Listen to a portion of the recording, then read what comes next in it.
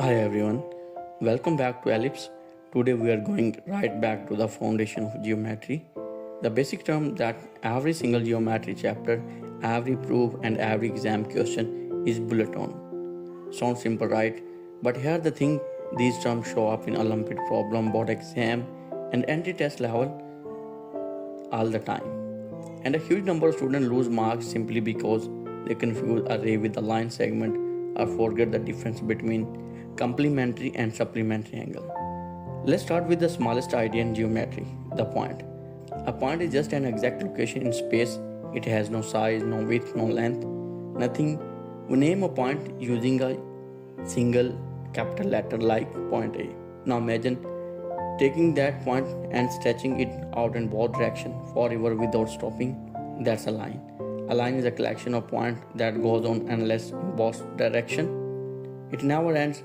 We usually draw it with arrow on both ends to show it keeps going. If it passes through 2 points, say C and B, we call it line CB. Here where students often get confused, a line segment is just a part of a line, but it has 2 endpoints. So instead of going on forever, it stops at both ends. If the endpoints are A and B, we write it as segment AB and the length of that segment written as AB. No bar on top, just the 2 letters.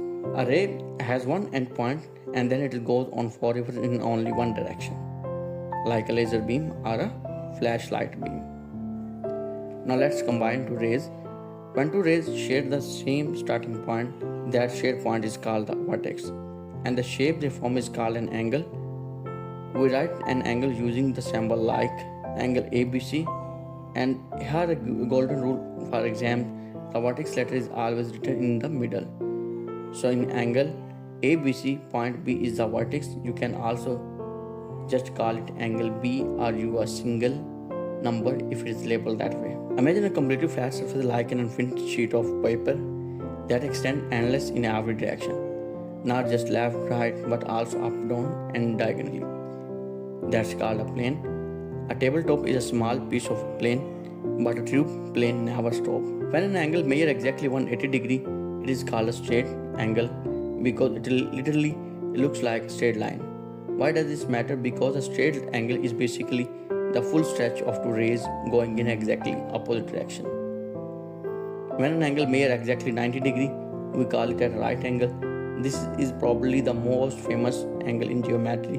You will see it everywhere from square corner to the corner of your notebook. We mark it with a small square symbol instead of a curved arc. Any angle that measures less than 90 degrees is an acute angle. Memory trick: acute sound like a cute little angle, small and sharp. So any angle measures more than 90 degrees but less than 180 degrees is an obtuse angle. Complementary angle: 2 angles are complementary if their measure add up to exactly 90 degrees. For example, if one angle is 25 degrees and another is 65 degrees, 25 plus 65 equal 90 degrees. So these 2 are complementary. Now supplementary angle: 2 angles are supplementary if their measure add up to exactly 180 degrees. For example, 140 degree plus 40 degree equal 180. Supplementary. Here is also a memory trick. As for supplementary, as for straight, because 180 degree is a straight line.